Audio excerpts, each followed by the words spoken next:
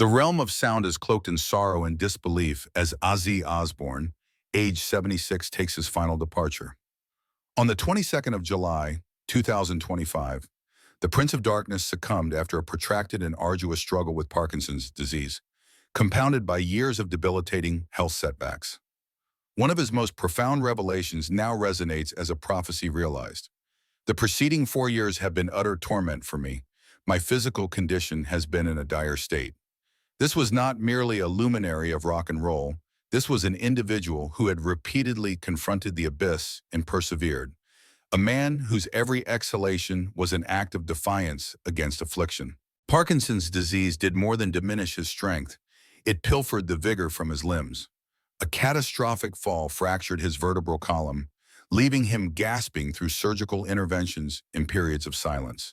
And now, as the globe collectively mourns, it is evident that destiny has delivered its ultimate and most malevolent blow. Beneath the persona of the Prince of Darkness resided a spirit yearning for tranquility, a combatant worn down by unending conflict. What transpired with Ozzy Osbourne transcends a mere tragic life episode. It represents a revelation so agonizing, so deeply sorrowful, it will linger with you long after the final resonant chord has faded. Before we delve deeper, kindly express your appreciation with a like, a humble tribute to a legend who gave the world his all and now bequeaths a silence more potent than any outcry. Before the thunderous ovations, before the dazzling illuminations, before the very legend of the Prince of Darkness was indelibly inscribed into the annals of musical history, there was only a profound quietude. A stillness so oppressive it threatened to suffocate the spirit of a boy who never harbored dreams, but instead survival. In the dilapidated surroundings of Aston, Birmingham, a young John Michael Osbourne, born in 1948, resided in a confined, frigid dwelling alongside 6 siblings and parents too weary to offer nurturing. His father, eroded by the rigors of factory labor, deemed emotional expression a frailty. His mother, hardened by countless hours on the assembly line, seldom possessed the reserve of energy to extend tenderness. Ozzy, as the world would eventually recognize him, was not the intellectually gifted nor the charming one. He was the one overlooked, the child who faded into the background of destitution. At school, solace eluded him. The alphabet appeared to mock him. Numbers became a disorienting dance.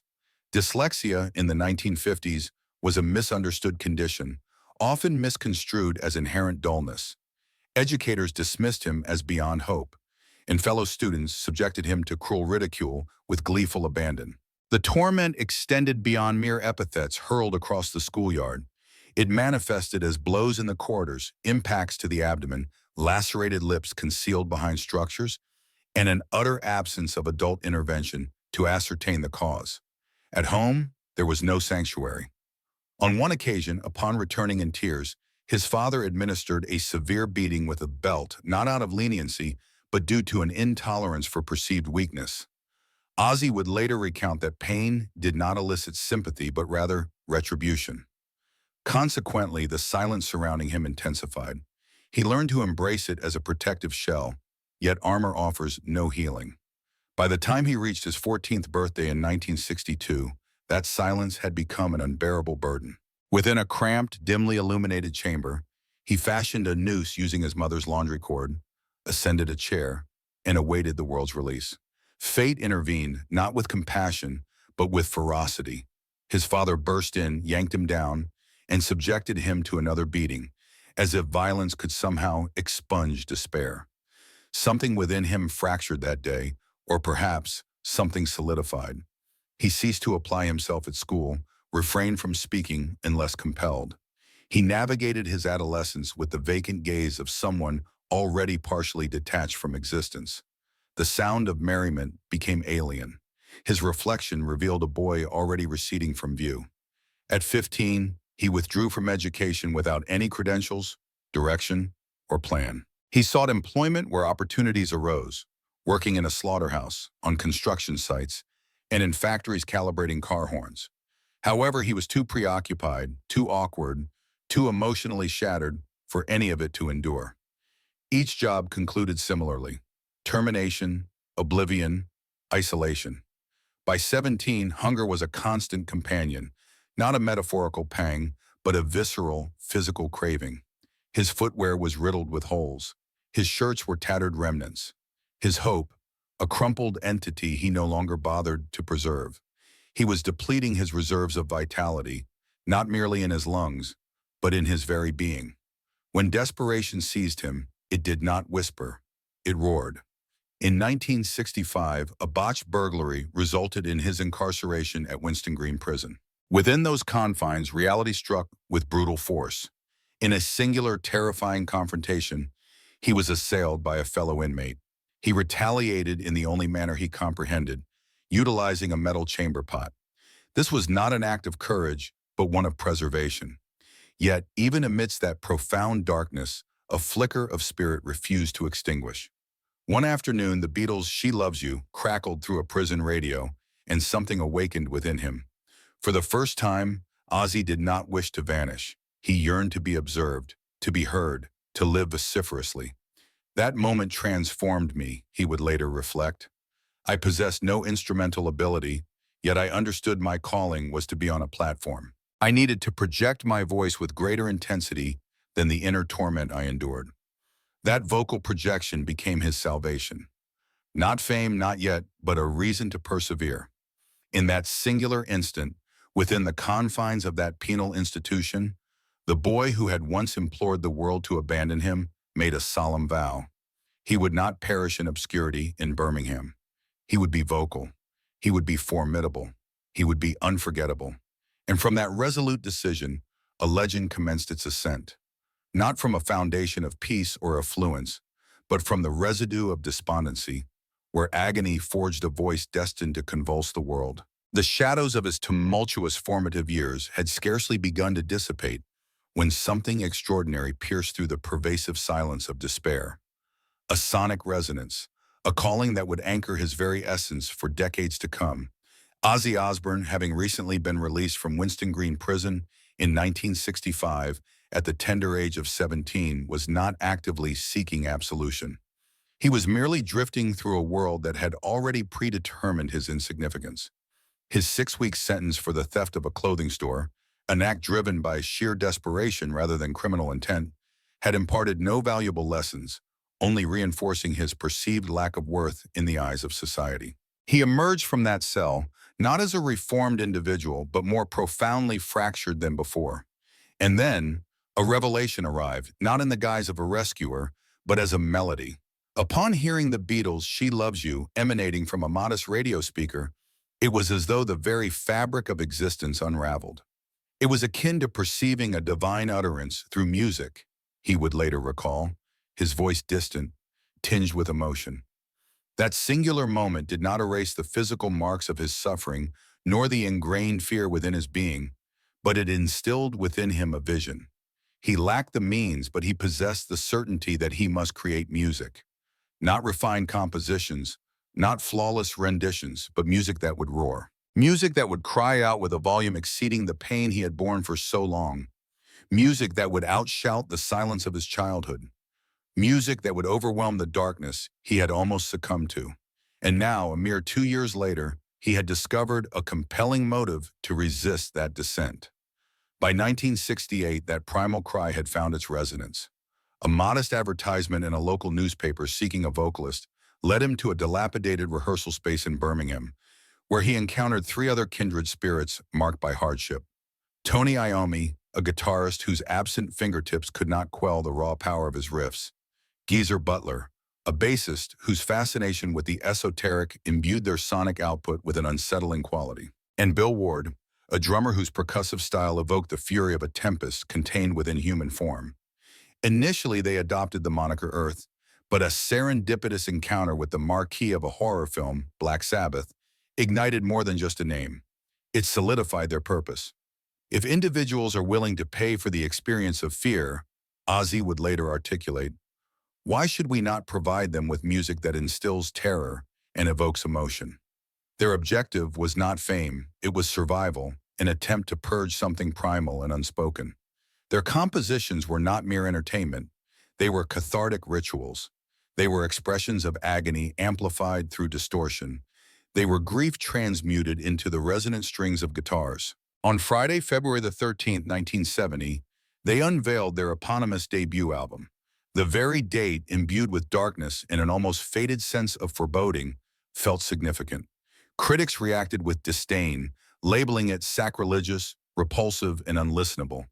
However, the youth, the marginalized, the solitary souls, they listened and felt a profound sense of recognition. In a world where their well-being was rarely inquired upon, Az's screams that articulated their unspoken anguish. Later that same year, their second album, Paranoid, was conceived in haste, almost as an afterthought, yet it ascended to the status of a defining work. Tracks like War Pigs, Iron Man, and the haunting title song were not simply musical pieces, they were lifelines. Az's vocal delivery was not classically trained, nor even precisely pitched, but it possessed an undeniable authenticity. It was raw, unvarnished, the voice of someone who had clawed his way back from the precipice and now dared the world to challenge him further. I was unaware of my trajectory, he admitted retrospectively, but I knew it necessitated an amplified presence. That amplified presence signified more than mere volume. It was a declaration of resilience. It was a cry that proclaimed, I have endured and I shall not be silenced. He never mastered musical notation, nor underwent formal instruction, yet such training was superfluous, for his pain served as his melody, his wounds as his lyrics, his past as his rhythmic foundation, and his very soul as the ultimate amplifier. Behind the facade of the eccentric performer, beyond the flamboyant stage presence and theatrical gestures, the boy from Aston still resided. The child who had been labeled unintelligent, worthless, and invisible. That child continued to cry out. But now the entire world was attentive. The nascent years of Black Sabbath were not solely defined by their pioneering of a musical genre. They represented a reclamation of existence. Ozzy did not simply establish heavy metal. He infused it with his very being. Each performance, each guttural utterance, each powerful riff constituted an act of defiance against a predetermined fate he was expected to accept. Even as fame enveloped him with roaring throngs, escalating record sales, and prominent headlines, he remained haunted. The crescendo of applause only amplified the clamor of the voices within him. Success never assuaged his internal struggles. It merely obscured them. And as the world began to acclaim him as a legend, he still perceived himself as a fugitive screaming into the vastness of the unknown. Yet, that scream fundamentally altered the world. It gave rise to more than music. It forged mythology, cemented memories, and constructed a legacy born from tribulation, yet characterized by an inexplicable fortitude. By the mid-1970s, Ozzy Osbourne stood at the pinnacle of heavy metal acclaim. Despite the deafening roar of the crowd and the glare of the stage lights, his spirit was slowly fracturing. The very voice that had once resonated through a generation was now being overwhelmed by internal turmoil, by shadows that no amount of illumination could touch. Black Sabbath had ascended to global renown, forging a sound that thundered and resonated with the marginalized, the broken, and the enraged. Yet, for Ozzy, the crescendo of the music amplified the hollowness within him. Behind guarded doors, he was disintegrating, ensnared by destructive habits, tormented by lingering childhood hurts that had never truly mended, and dulled by the immense pressure of celebrity.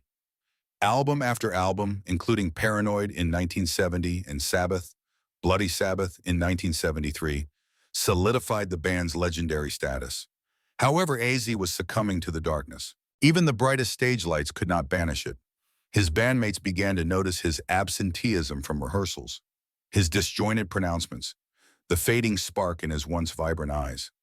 Tony Iommi, his former comrade in crafting heavy riffs, grew distant. An unspoken tension and weary quietude settled between them. Then, in 1979, the ultimate severance occurred. They dismissed him, not directly, not with any semblance of respect. They dispatched someone else to deliver the news, a memory Ozzy would later recount with profound pain of abandonment. He confessed they lacked the courage to confront him personally. His band, his sanctuary, had not merely been a career. It was an edifice of his existence that had been shattered. Black Sabbath represented more than music to Ozzy. It was the singular realm where his internal chaos found coherence, where his vulnerabilities transmuted into strength, Without it, he felt cast out, discarded like a cautionary tale. He retreated to a Los Angeles hotel room, the curtains drawn, his very essence succumbing to despair. He later admitted, "I simply occupied that room, numbing myself until sensation ceased. I believed I would simply vanish in that stillness." To the wider world, he remained Ozzy Osbourne. But within that room, he was a receding echo of his former self, a phantom with a heartbeat, a silent scream trapped within the man who had taught the world to unleash its own. Yet, true legends do not disappear, they transform. And in Ozzy's deepest hour of need, a flicker of defiance ignited from the ashes. Sharon Osbourne, the daughter of Sabbath's former manager, perceived beyond a fallen icon. She saw a man not yet defeated. She retrieved him from the brink of ruin and offered a radical proposition. "You were the magic in that band. You can achieve this without them." Her belief struck with the force of a lightning bolt against unyielding rock. Then emerged Randy Rhoads, a young virtuoso, disciplined and possessing an almost preternatural talent. His guitar did not merely play, it expressed profound sorrow, ascended to exhilarating heights, and screamed with raw emotion. To Ozzy, Randy was more than a bandmate. He was a vital lifeline. Together, they forged Blizzard of Oz, released in 1980, an album born not from triumph but from sheer resilience. Tracks like Crazy Train transcended mere anthems. They were declarations of rebirth. Every lyric, every chord, a defiant proclamation. I persist. I still matter. Looking back, the collapse was not an endpoint, but a crucible. Ozzy needed to be shattered beyond recognition to unearth the raw, indomitable spirit within. And though the path ahead would be fraught with loss, sorrow, and struggles that would leave deeper scars than fame ever could, this was the precise moment his spirit resonated with its greatest power. In his own words, "I had relinquished control, yet somehow I persevered. I always pushed forward." The connection between Ozzy Osbourne and Randy Rhoads extended beyond mere musical synergy. It was a profound, almost ethereal bond. Randy did not simply enter Ozzy's life with a guitar. He arrived like a beacon, cutting through a suffocating tempest. For Ozzy, still reeling from the ignominy of his expulsion from Black Sabbath and clinging precariously to his sanity, Randy represented irrefutable evidence that beauty, discipline, and purpose could still exist in a world that had become harsh and devoid of meaning. Randy's youth was not characterized by recklessness, but by unwavering focus. His creative output did not explode in chaotic bursts like Ozzy's, but rather flowed with the controlled intensity of molten glass, meticulously shaped and precise. Collectively, they were not merely producing music. They were constructing a sonic sanctuary. Their 1981 release, Diary of a Madman, was more than a follow-up album. It was a resounding declaration of defiance. Ozzy, once dismissed as irreparably damaged, now stood as a resurgent force. And it was Randy who had instrumental in forging that path. Ozzy once stated, "Randy was more than a guitarist. He was my confidant, my surrogate brother, and the sole reason I did not surrender." Their connection ran deeper than melodies. It was the very pulse that sustained Ozzy through a fragile period of renewal. On stage, their synergy was electric. Ozzy, raw and unrestrained, and Randy, controlled and transcendent. Off stage, they shared laughter, philosophical discussions, late-night conversations, and mutual admiration. Ozzy marveled not only at Randy's prodigious talent, but at the depth of his character. He possessed an innate grace, Ozzy recalled, as if he understood the ephemeral nature of his time, thus ensuring every note he played was imbued with significance. There was an unspoken urgency to their collaboration, a shared recognition that lightning strikes rarely occur twice, and when they do, it is imperative to honor the moment. However, storms are transient, and somewhere within the unsettling calm that preceded the inevitable devastation, Ozzy would later admit he sensed it, that peculiar stillness that precedes fate's cruel intervention. They were soaring too high. It could not last. And when it broke, the fracture would not be gentle. It would obliterate everything. On the morning of March 19, 1982, the nightmare Ozzy had never foreseen descended with the suffocating silence of a stifled scream. While on tour in Lakeland, Florida, the band made a routine stop at a property owned by their bus driver. There, a small private aircraft sat idle, an object of allure on a restless morning. The driver, a licensed pilot, decided to take it for an impromptu flight. Randy Rhoads, ever curious and composed, joined him, along with makeup artist Rachel Youngblood. It was intended to be an innocuous excursion, a brief aerial maneuver, a fleeting thrill before the arduous journey ahead. Ozzy watched from below, a faint smile gracing his lips, perhaps already shadowed by an unnamed foreboding. The aircraft completed 2 passes, but on the 3rd attempt, the unimaginable occurred. A wing grazed the band's tour bus. In an instant, the aircraft spiraled, plunged, and erupted into a fiery inferno upon impact. Randy Rhoads, at the tender age of 25, was gone, a celestial body extinguished in the light of day. Az rushed toward the wreckage, his voice cracking and breaking as he screamed Randy's name. The flames were not merely fire, they were an emblem of finality. He collapsed beside the mangled aircraft, trembling and weeping, unable to grasp the reality before him. For hours he remained inconsolable. For days he was rendered speechless, and for weeks he drifted in a fog of numb disbelief. A part of me perished that day, he later articulated.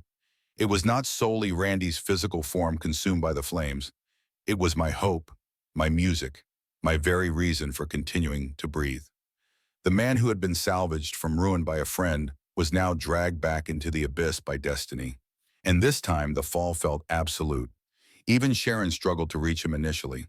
Concerts were postponed, laughter ceased, and their home fell silent, as if the very universe had muted its melody. Randy's demise did not merely shatter Az, it hollowed him out. And while time compelled him to continue moving forward, a fragment of his soul remained eternally within that fiery wreckage on that unforgiving March morning. Ozzy watched in horror as a small plane carrying Randy detonated in a fireball before his eyes. In that cataclysmic instant, a piece of Ozzy also perished. For weeks he retreated into an oppressive silence, incapable of speech, unwilling to partake in nourishment, immersing himself in alcohol to numb the profound sense of loss. He would later confide, "Losing Randy was akin to losing a portion of my very soul. I harbored no desire to live. I had no inclination to create music.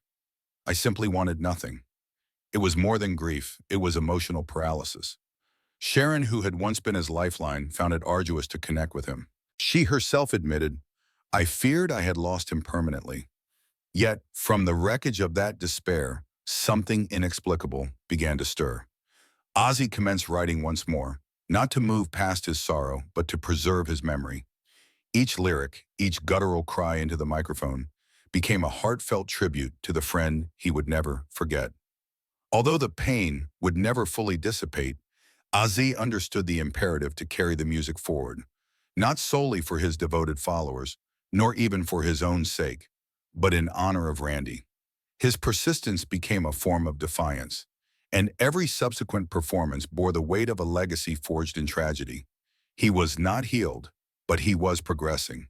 And for Ozzy Osbourne, that signified he was still alive. One might assume the worst had been left behind, that surviving the unimaginable would have instilled a capacity for healing in his soul.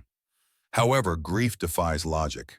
And for Ozzy Osbourne, the years following Randy Rhoads' passing were not characterized by recovery, but by a descent into a private, unyielding darkness that relentlessly assailed him, day after day, until even music, his sole solace, could not drown out the oppressive silence. The 1980s blurred into a tumultuous vortex of noise and insensibility. Each tour felt akin to a battlefield, and every hotel room served as a shattered reflection of his former self. On stage, the world perceived a maelstrom of raw energy, adorned with smudged eyeliner and a larger-than-life persona. Yet backstage, Ozzy was fading, exhibiting volatile behavior, becoming unreachable, and barely clinging to existence. Sharon, his steadfast anchor, exhausted every avenue. She had rescued him once before and was resolutely unwilling to abandon him. But even her profound love could not consistently penetrate the pervasive gloom he carried within.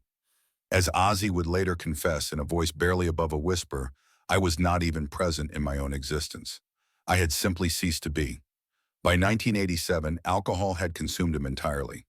Pills blurred every distinction between cherished memories and illusory perceptions, between wakefulness and the desire for escape. Then came August 1989, A night that was not born of anger but of complete and utter collapse. A night when Ozzy, lost within himself, committed an act so devastating that it shook the very foundations of everything he held dear. In a haze he scarcely recalls, he came perilously close to destroying the one individual who had bestowed upon him everything, Sharon. It was not me, he later confessed. It felt as though I was observing someone else perpetrate the act. Upon regaining consciousness and comprehending the gravity of what had transpired, I was shattered. I no longer wished to exist. That night he was taken away, disoriented, emotionally vacant, utterly incapable of comprehending the immense weight of his actions. Sharon, her heart burdened more by sorrow than by indignation, confessed, "I was utterly torn, unsure whether to pursue legal action or seek immediate assistance. My only certainty was that a profound transformation was necessary for both of us." Consequently, Ozzy was directed not merely to a rehabilitation facility, but to an environment where the accumulated harm could be openly confronted. The public remained unaware of the specifics, yet within those secluded confines, away from public scrutiny and adulation, Ozzy sat in solitude, confronting the ruin of the person he had become, a stranger to his own offspring, and a figure unfamiliar even to himself. There were no flamboyant outfits, no guitars, only an enveloping stillness. During one session, a counselor posed the question, "What is your greatest apprehension?" Without a moment's pause, Ozzy responded, "That she will depart, that my actions have finally driven her beyond the brink." However, Sharon did not abandon him. Instead, she came to him, her eyes weary but alight with an unyielding spirit, and declared, "The person I know is still within you. I am certain of it." This was not an act of absolution. It was a declaration of war. Every single day spent at that institution, Ozzy waged a battle not for celebrity, not even for absolution, but for the right to retain the affection he had nearly forfeited. The struggle was arduous. He did not emerge restored to his former state, but he emerged altered, thinner, more reserved, deeply troubled, yet finally cognizant of the depth of his descent and the immense value of reclaiming his footing. Years later, in his own words, he would reflect, "It was at that juncture I understood I could no longer persist in falling and delude myself into believing it was flight. I was compelled to make a conscious choice to embrace life." Following the tempest, there wasn't serenity, but a profound quietude that weighed heavily, akin to sorrow itself. It was not the stillness of tranquility, but of emptiness. Ozzy Osbourne, stripped bare of his bravado and his public persona, stood at the precipice of the life he had dismantled, uncertain whether the man he once was still existed beneath the accumulated wreckage. In 1989, subsequent to that harrowing night when he had narrowly averted succumbing to the most malignant manifestation of his being, and when the woman who had served as his salvation became a casualty of his descent, Ozzy was apprehended and committed not to correctional custody, but to a psychiatric institution. This was not a sentence of condemnation, but his ultimate chance for deliverance. Within those sterile confines, there was no music, no illuminating lights, no clamoring throngs. There was merely a solitary man, hollowed by remorse and saturated with shame, who remained largely silent for several weeks. The once commanding voice of heavy metal had diminished to a faint murmur in a dimly lit corridor of recovery, resonating only with regret. However, beyond those boundaries, Sharon persevered. She returned, not out of obligation, but from a place of unwavering resolve. She perceived what eluded others, a glimmer of the man concealed beneath the debris. There was still a spark within him, she would later recall, buried deeply, but I knew it persisted. And within the clinical corridors of that rehabilitation center, Ozzy commenced his struggle. It was not a fight against an audience or critics, but against the internal demons that inhabited his being. The detoxification process ravaged him like an uncontrolled conflagration, eradicating not merely the physical toxins but also the self-deceptions. Every recollection, every transgression, every scar was forcefully brought to the forefront. It was not a process of healing, it was a war.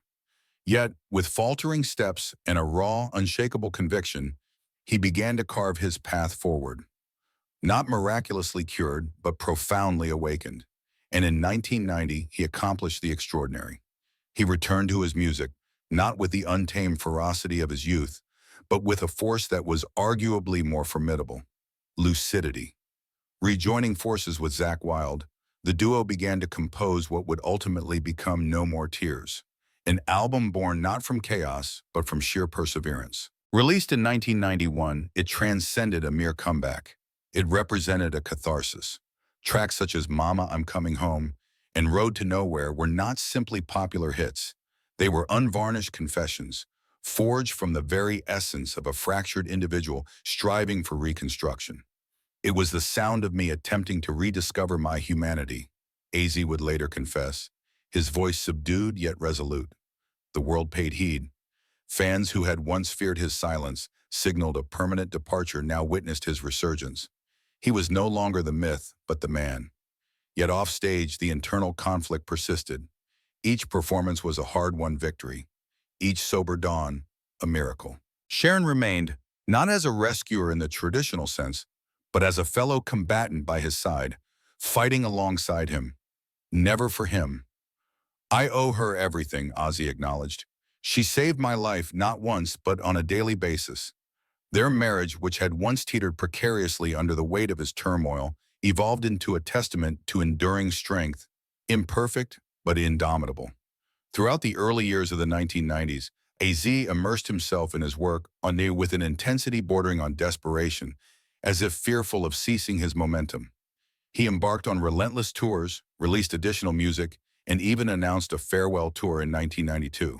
However, true to his inherent nature, he would invariably resurface. Because although he had survived, the underlying pain had not dissipated. It lingered in his quiet moments, subtly woven into his lyrical compositions, and was palpable in his gaze, a sentiment readily understood by his audience.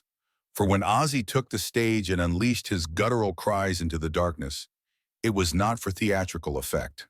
It was survival translated into sound.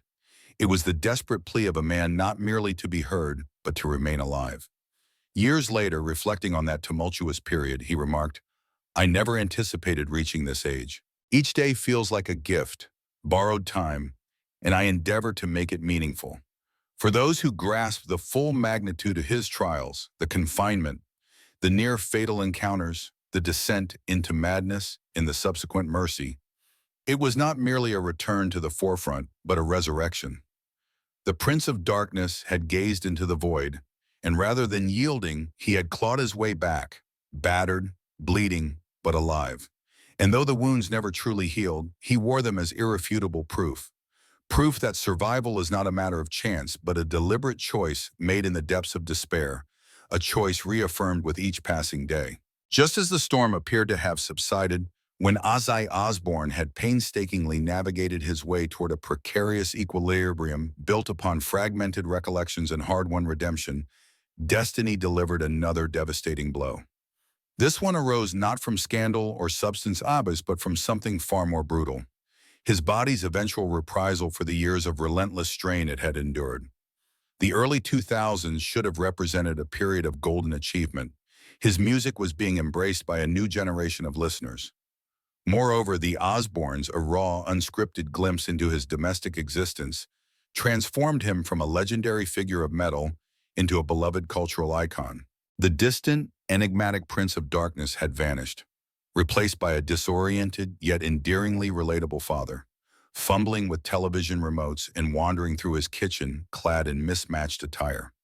The program premiered in 2002 and experienced an explosive surge in popularity, making Ozzy a universally recognized figure in households that had never even encountered a single riff from Black Sabbath.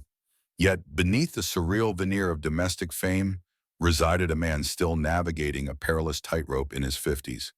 Ozzy now bore the cumulative weight of a lifetime lived on the precipice.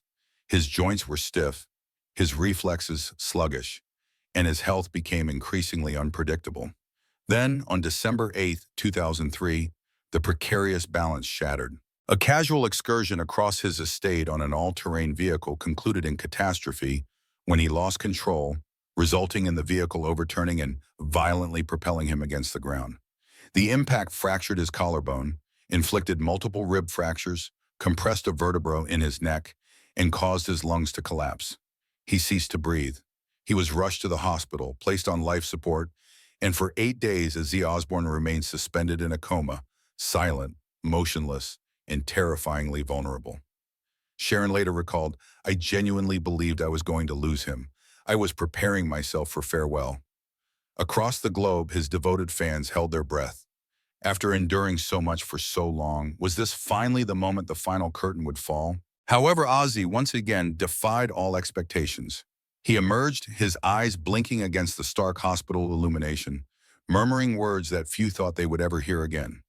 Medical professionals cautioned that it would require months, possibly years, for him to walk unaided, to regain his strength, or even to breathe without assistance. But Ozzy had dedicated his entire existence to accomplishing the seemingly impossible. Through pain so excruciating it left him gasping for air, and rehabilitation programs that demanded every ounce of his being, he commenced his arduous process of rebuilding.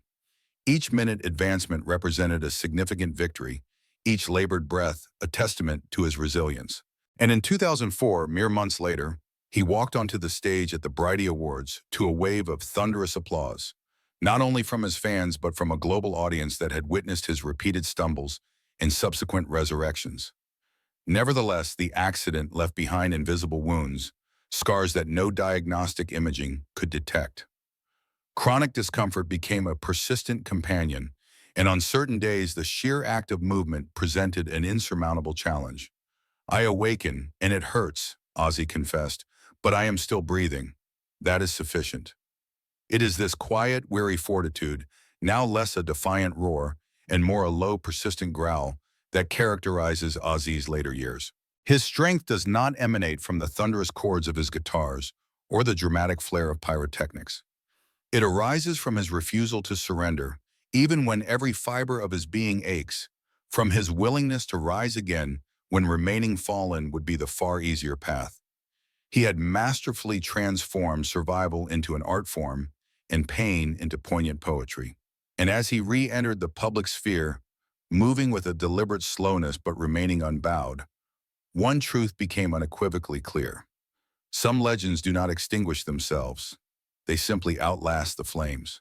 Just as Ozzy Osbourne believed he had weathered every conceivable torment that life could inflict, when the tempest seemed to have finally passed and the lingering scars had settled into a quiet repose, the year 2019 descended with a merciless cruelty that eclipsed even his most harrowing experiences.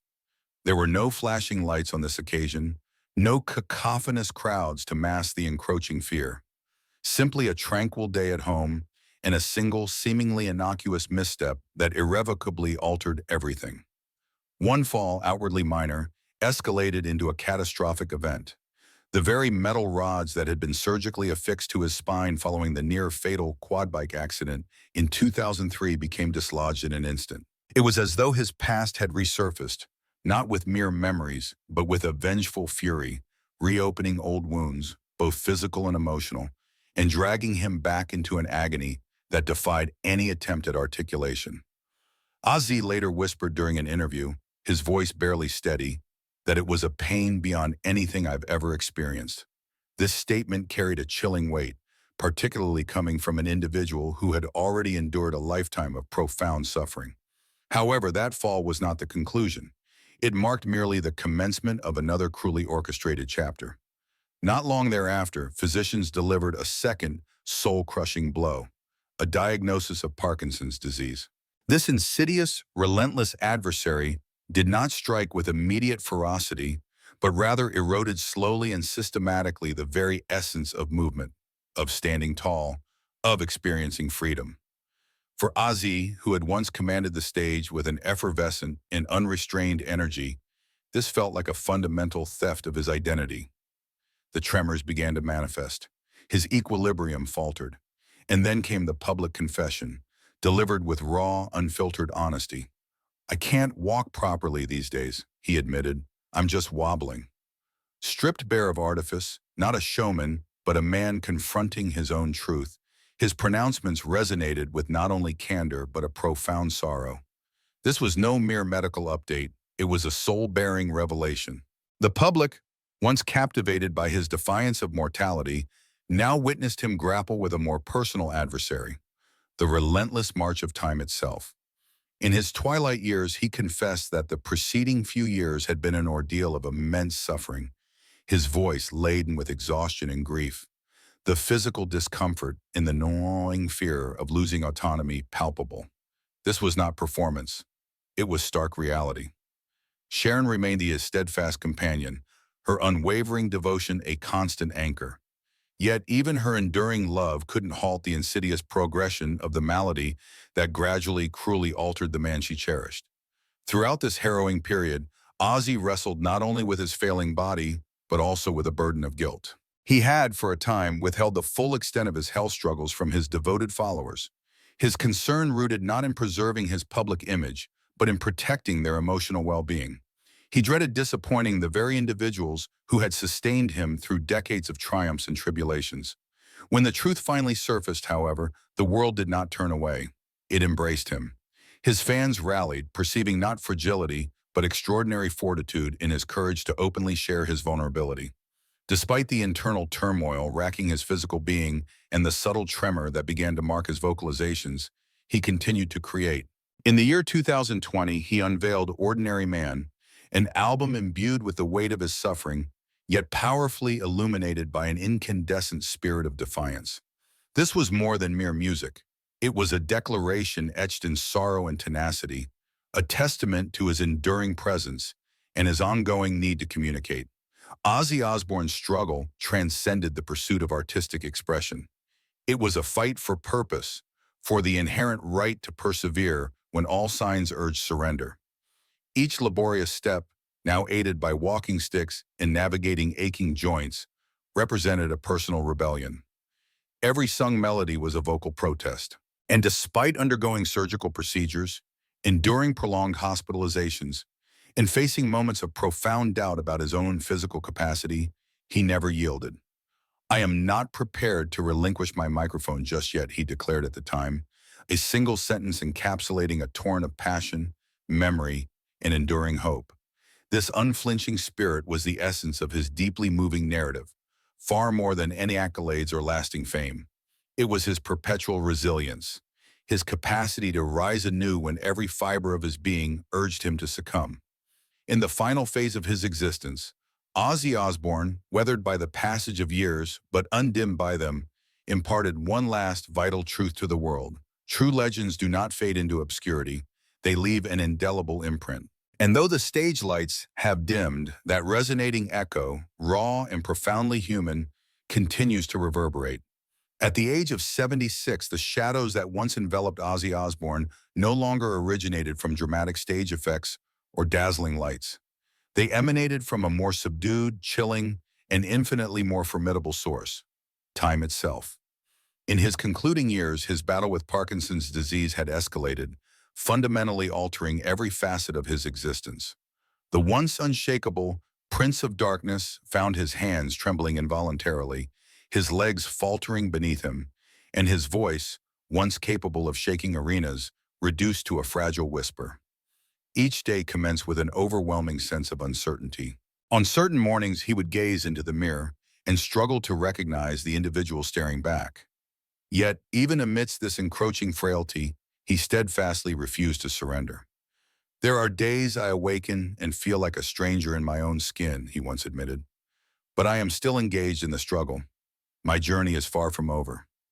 His world had irrevocably contracted, shifting from the vast expanse of concert venues to the intense focus on daily survival.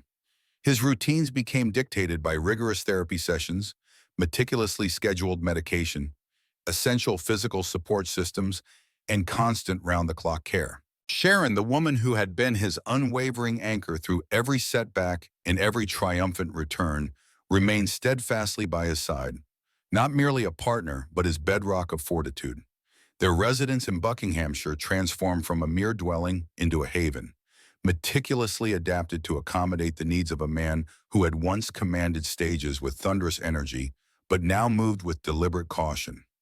Handrails lined the corridors, ramps replaced staircases, and every corner bore the quiet testament to necessary adjustments. Nevertheless, within those reconfigured walls, Ozzy continued to seek remnants of his former self. On days when his health permitted, he would retreat to his garden, headphones donned, immersing himself in the iconic guitar riffs that had defined his groundbreaking career. At times, he would venture into his home recording studio, not to capture new material for his audience, but to reconnect with the artist he once was, the man who had inhabited the very fabric of his music.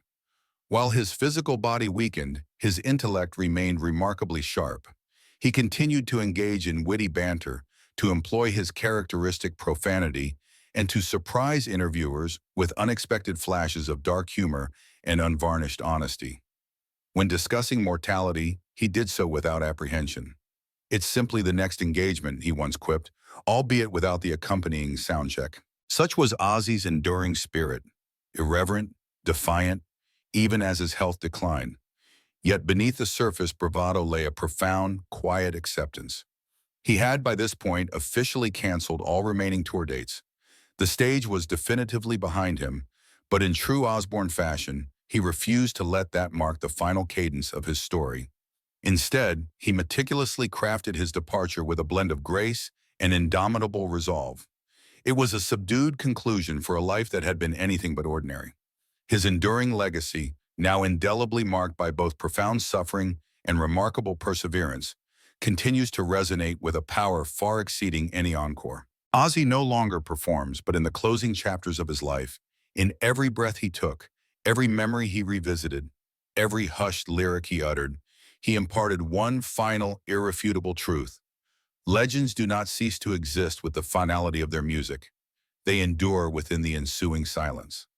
On the 5th of July, 2025, an event transpired that felt less like a musical performance and more akin to a collective closing benediction for an entire generation. Ozzy Osbourne, accompanied by the original members of Black Sabbath, returned to the very place that had witnessed the genesis of his legendary career, Birmingham. This reunion was billed as a return to their roots, but the unfolding spectacle carried the palpable weight of an approaching conclusion. More than 40,000 fans congregated within the arena, while an additional nearly 6 million individuals observed the proceedings from across the globe. The moment Ozzy made his appearance, moving slowly and leaning on a cane, with Sharon by his side, an overwhelming hush descended upon the crowd, a silence born not of imposed order, but of profound reverence. This was not merely a concert, it was a valedictory performance, forged in the crucible of physical and emotional tremors. His voice, betraying the ravages of age, cracked, and his hands trembled. Yet, as the initial musical phrases resonated, time seemed to warp and distort. Each lyric was imbued with the weight of accumulated memories. Every guitar riff felt like a powerful resurgence. "This is it," he whispered, and the collective ache in the hearts of the audience was palpable. "This might very well be the last time I ever stand upon a stage," he stated later, his tone devoid of sorrow, carrying instead a serene finality. That evening, the curtain did not descend with a dramatic crash. It floated gently, as soft as twilight, marking the close of a career carved from thunderous performances. And in true Osbourne fashion, he did not merely exit, he ascended. Every cent generated from the concert, a staggering $190 million, was dedicated to charitable causes that held profound significance for him, including the fight to cure Parkinson's disease, the Birmingham Children's Hospital, and the Acorn Children's Hospice. This was more than a parting gift. It was a final pledge that, even in his physical decline, he would continue to be a beacon of positivity. In the final weeks of his life, though the spotlight no longer relentlessly pursued him across stages, Ozzy continued to connect with his fans, not through chaotic spectacle and pyrotechnics, but through moments of unvarnished honesty. On the Osbournes podcast, he and Sharon offered an intimate glimpse into their lives, exchanging raw vulnerability for the polished facade of performance. When not engaged with a microphone, he found solace in his garden, with his grandchildren nestled around him, recounting tales of a world that once throbbed with a different kind of energy, stories of bats in madness, of love found and redemption earned, of darkness confronted and ultimately overcome. By then, these narratives were not about the chaos itself, but about the resilience required to navigate through it. In the gentle decline of his life's journey, prior to his passing on the 22nd of July, 2025, Ozzy Osbourne imparted one last crucial lesson, one that had informed his entire existence. True legends are not forged in the clamor. They are validated in the quietude that follows. And even when they falter, they find a resurgence in the lasting impressions they leave behind. At this tranquil juncture in his life, where the thunderous applause of stadiums had long been supplanted by the gentle whispers of garden breezes and the comforting voices of his family, Ozzy Osbourne found himself surrounded not by the ephemeral glow of fame, but by the enduring substance of his legacy. This legacy was profoundly embodied by his children, who had inherited not merely his name, but fragments of his very spirit. Amy Osbourne, his eldest, born in 1983, chose a path of quiet individuality, deliberately distancing herself from the intrusive glare of reality television to cultivate her own musical identity under a distinct moniker, thereby proving that serenity can possess a potency as formidable as any roar. Kelly Osbourne, born in 1984, emerged as a vibrant reflection of Ozzy's indomitable spirit, embodying a unique blend of irreverence and grace, outspokenness and groundedness. As a singer, designer, and prominent media personality, she honored her father's profound influence in every endeavor, all while diligently forging her own distinct trajectory. Jack Osbourne, the youngest of his children with Sharon, transitioned from a childhood immersed in reality television to become a respected documentary producer, often exploring themes of mystery and the supernatural. Beyond his professional pursuits, however, Jack served as Ozzy's unwavering support, accompanying him to medical appointments, overseeing critical business decisions, and bearing a significant portion of the immense weight of a legacy that might have overwhelmed a lesser man. From Ozzy's earlier union with Thelma, two children emerged, Jessica and Louis. These names remained outside the intense scrutiny of the public eye, but were integral components of Ozzy's familial constellation. While they consciously maintained a degree of privacy in their lives, their bond with the Osbourne family remained strong and unbroken. Ozzy's deep affection for all his children, and particularly for Kelly and Jack, was evident in his public appearances. Whether at official events, during interviews, or in infrequent family photographs that captured not just tender moments of affection, but a deeper generational connection, a profound bridge of resilience was clearly visible. As he gradually withdrew from the spotlight that had once defined his very identity, they evolved from being merely his blood relatives into the steadfast custodians of his enduring passion, the caretakers of a legend that resolutely refused to fade. Perhaps the most impactful revelation of Ozzy's twilight years was not found within the music he left behind, but in the intentions he so carefully articulated. The man who once equated material wealth with personal liberation was long gone.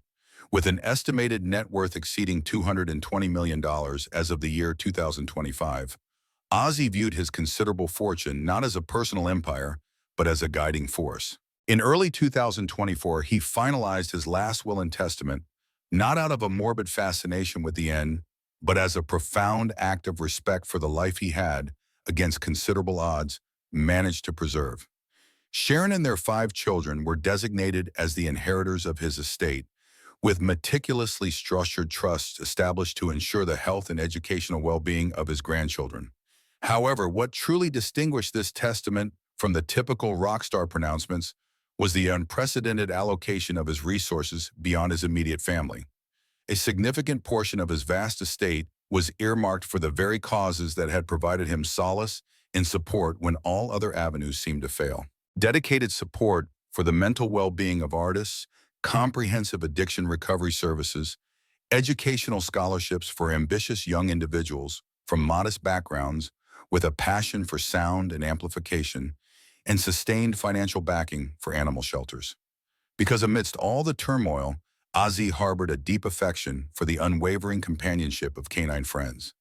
They helped me rediscover who I am, he confessed in a personal journal entry, now appended to his final testament. Thus I feel compelled to dedicate the remainder of my existence to their welfare. Sharon confirmed this heartfelt message would be conveyed publicly at the appropriate moment. It serves as a poignant reminder of a man who once cried out into the emptiness and now bequeaths a solemn promise. In a final gesture of profound commitment, Ozzy stipulated that ongoing revenue from his individual musical endeavors would continue to fuel these charitable causes well beyond his lifetime. My music was my salvation. Perhaps it can offer solace to another, he expressed. These 10 words encapsulate a complete life. Since his second enshrinement in the Rock and Roll Hall of Fame in the year 2024, this recognition for his exceptional solo achievements, his influence transcended mere cultural impact, evolving into something akin to spiritual. His likeness graces public art. His guitar melodies resonate through earbuds during commutes. His lyrics are referenced by academics and permanently etched onto the skin of devoted followers. Yet the most genuine tribute lies not in accolades or record sales. It resides in the individuals who found the courage to persevere because he did. Ozzy Osbourne, the maverick who once engaged in bizarre acts and courted danger, now finds repose. No longer locked in a battle against the fading of life's flame, he confronted it, stepping into its embrace, not with apprehension, but with a soul replete with cherished memories and an unyielding spirit. Should these reflections resonate with you, if any fragment of your formative years, your struggles, or your resilience is somehow intertwined with the timbre of his voice, please share a thought, recount an experience, or simply offer a word of gratitude. For Ozzy's enduring legacy extends beyond a narrative of unrestrained energy. It stands as testament that even the most damaged individuals can leave the world a more vibrant place than they found it. Rest now, AZ. May the clamor finally subside, and may tranquility embrace you. Now, in the realm to which he has journeyed, there is no lingering discomfort, no further medical interventions, no more battle with Parkinson's, only luminescence, faint echoes of stringed instruments, and an eternal plane where legends are freed from their struggles. Sleep soundly, Ozzy. You have rightfully earned this serenity after a lifetime of confronting torment and living with unbridled passion for those who had strayed from their path.